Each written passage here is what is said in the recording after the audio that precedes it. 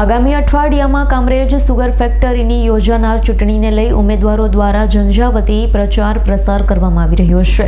આગામી અઠવાડિયામાં કામરેજ સુગર ફેક્ટરીની યોજાનારી ચૂંટણીને લઈ ઉમેદવારો દ્વારા ઝંઝાવતી પ્રચાર પ્રસાર કરવામાં આવી રહ્યો છે। ચૂંટણીને લઈ રસ્સાકસીનો જંગ જામી રહ્યો છે। કામરેજ સુગરના વર્તમાન પ્રમુખ અશ્વિન પટેલ સામે સુગરના પૂર્વ પ્રમુખ જયેશ પટેલ પણ ચૂંટણી મેદાનમાં ઉતર્યા છે। અશ્વિનભાઈ પટેલ દ્વારા વિવિધ ટેન્ડરિંગ ખેડૂતના હિતમાં નહીં હોવાનું જયેશ પટેલ કહી રહ્યા છે। એક તરફ અશ્વિન પટેલનો પેનલ સહિત ઝંઝાવાતી પ્રચાર કરવામાં આવી રહ્યો છે, તો બીજી તરફ જયેશ પટેલ પણ સમર્થકો સાથે સભાસદ મતદારોને પોતાની તરફેણમાં વોટિંગ માટે સભા યોજી રહ્યા છે। વર્તમાન પ્રમુખ અશ્વિન પટેલ દ્વારા પણ સામેના પક્ષને તેમના દ્વારા પ્રત્યુત્તર આપવામાં આવી રહ્યા છે। એક તરફ જ્યારે કામરેજ સુગરના પૂર્વ ચેરમેન મેદાનમાં ઉતર્યા, ત્યારે વર્તમાન પ્રમુખ પણ જાહેર સભામાં તેમને લલકારી રહ્યા છે। હવે આગામી સમયમાં યોજાનારા મતદાન પ્રક્રિયા પછી આવેલા પરિણામ બાદ જ સમગ્ર ચિત્ર સ્પષ્ટ થશે। કારણ કે આ કર્મચારીઓને ખબર છે કે જયેશભાઈ જો ચેરમેન પાછા હોતે તો આ ફેક્ટરીને કિડારના તાળા લાગી ગયા હોતે ને એનું ભાવિ અંધકારમય હોતે। કર્મચારીઓ ખુશ છે એટલે જ યુનિયનમાંથી બહાર નીકળી ગયા। કર્મચારીને સમયસર પગાર મળે। જે દિવસે આર્થિક પરિસ્થિતિ ખરાબ હતી તે દિવસે મેં એમને સમજાવીને 15 દિવસનું ક્રશિંગ બોનસ અને 15% બોનસ આપેલું। એમને એવું કહેલું કે તમારા જેટલા રૂપિયા ઓછા થયા છે એટલા હું ભવિષ્યમાં તમને વળતર સાથે આપીશ। મારી પરિસ્થિતિ સુધરી છે એટલે આ વર્ષે સમગ્ર દક્ષિણ ગુજરાતની સુગર ફેક્ટરીઓએ 20 દિવસનું ક્રશિંગ બોનસ નથી આપ્યું, પણ મેં આજે 20 દિવસનું ક્રશિંગ બોનસ અને તે પણ ઘણી સુગર ફેક્ટરીઓ કરતાં વહેલું આપીને મારા કર્મચારીઓને સંતોષકારક કામ આપ્યા છે। જી, તેઓનો આક્ષેપ છે કે ટેન્ડરિંગ વગર તમે ઘણી સુગરની જગ્યાઓને પાસ કરાવી દીધી છે, શું છે?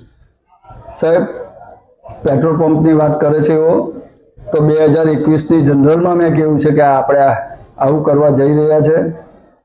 2022ની જનરલ સભામાં મેં કહ્યું કે હવે થોડા દિવસોમાં આનો કરાર ને બધું કરવાના છે। 2022ની જનરલમાં એવો હાજર હતા, એમને પણ આ વસ્તુમાં રસ હતો। એમને પણ મેં ટેલિફોન કરેલા કે જયેશભાઈ તમારે આ રાખવું હોય તો હું જાહેરાત આપી છે, જરા જોઈ લેજો ને ભરો ટેન્ડર। તો એમણે મને પૂછેલું કે આપણે ખર્ચો કોણ કરશે ડેવલપિંગનો? તો મેં કહ્યું કે તો જે પાર્ટી લે એને કરવું પડે, તો ત્યારે એમને મોંઘું લાગેલું। આજે તેઓ જૂઠું બોલે છે, કારણ કે જૂઠું બોલવું જૂઠું કરવું એમનું કામ છે। તે દિવસના મારા ટેલિફોનના ડેટા કઢાવી લેવું અને જયેશભાઈના ટેલિફોનના ડેટા કઢાવી લેવું કે મેં સામેથી ફોન કરીને કહ્યું છે કે જાહેરાત આપ્યા પછી નથી કહ્યું કે દૂધનું દૂધ ને પાણીનું પાણી થઈ જાય। 2022ની જનરલમાં કહ્યા પછી 2023માં આનું કરાર થયા, જાહેરાત અપાઈ, એક જ ટેન્ડર આવેલું, એમને એ વાત સાચી છે, પણ બીજો કોઈ ભંડાર નહીં હોય એમને પણ મેં કેવું પણ નથી ભર્યું, કારણ કે બધાને મોંઘું પડતું હતું। અને સાહેબ, જોવા જેવી વાત એ છે કે 2022ની જનરલમાં એ હાજર હતા, કોઈ સવાલ નથી કર્યો। આજે 2026 ચાલે છે, 4 વર્ષની સાધારણ સભામાં સવાલ નથી કર્યો। અને આ પેટ્રોલ પંપનું માટી પુરાણ પણ જયેશભાઈએ કર્યું છે। જયેશભાઈએ જાતે ધંધો કર્યો છે આ પેટ્રોલ પંપમાં માટી પૂરવા માટે। જો મેં ખોટું કરેલું હોતે તો ત્યારે માટી પુરાણ વખતે પણ એ મારી ઓફિસમાં આવતા મને કેમ કોઈ દિવસ કહ્યું નહીં? અને આજે ચૂંટણી આવે છે એટલે આવા મુદ્દા ઉપાડે છે। એમની પાસે કોઈ ચૂંટણી લડવાનો મુદ્દો નથી, એટલા માટે એઓ આવી વાત કરી રહ્યા છે।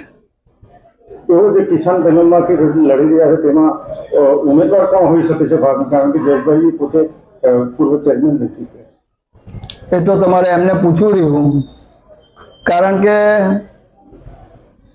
2015માં જ્યારે ચૂંટણી થઈ ત્યાં આદરણીય નવીન કાકાને ત્યાં પરિચય આપી દો। મારું નામ જયેશભાઈ ધનસુખભાઈ પટેલ, રહેવાસી પીપોત્રા, પૂર્વ ચેરમેન કામરેજ સુગર ફેક્ટરી। હવે જયેશભાઈ, ઉમેદવારી કરવાનું કારણ શું છે તમારે? ઉમેદવારી કરવાનું કારણ પહેલું એક તો ફેક્ટરીની અંદર અત્યારે કામરેજ સુગર ફેક્ટરીની અંદર જે ખર્ચાઓ થઈ રહેલા છે ડેવલપમેન્ટના નામે, તો એ અત્યારે આ ખાણ ઉદ્યોગની પરિસ્થિતિ પ્રમાણે એ કરવા યોગ્ય નથી। અને નાના મોટા જે પ્રશ્ન છે જે પેટ્રોલ પંપનો પ્રશ્ન છે, સંસ્થાની દિવાલ બનાવવાનો પ્રશ્ન છે, તો એવા પ્રશ્નો મુદ્દા ખેડૂતની અંદર ઉપસ્થિત થયા છે. એને લઈને મારે આ ચૂંટણીમાં પૂર્વ પ્રમુખ અને આ સંસ્થાના સ્થાપક નવીનભાઈ નાણાભાઈની આગેવાનીમાં અમે ચૂંટણી લડવા જઈ રહ્યા છીએ. તો આ ચૂંટણીની અંદર સભાસદો અમને આવકાર આપે છે.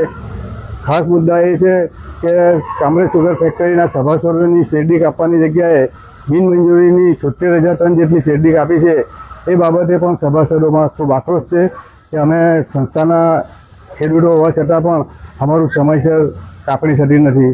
આવા અનેક ખેડૂતોના પ્રશ્ન છે. એ ખેડૂતોના પ્રશ્નનું નિવારણ કરવા માટે અમે અમારી ટીમ લઈને નવીન કાકાની આગેવાનીમાં આગળ વધ્યા છે અને લોકો તરફથી અમને પ્રતિસાદ મળી રહ્યો છે કે તમારા જેવા વ્યક્તિ આવીને આ સંસ્થાના ખેડૂતનું હિત કરો. એ માટે અમે આ સંસ્થાની અંદર ઝંપલાવ્યું છે. દિનેશ પટેલનો રિપોર્ટ, S9 ન્યૂઝ, કામરેજ. અમારી તમામ માહિતીથી અપડેટ રહેવા માટે જોડાયેલા રહો S9 ન્યૂઝ સાથે.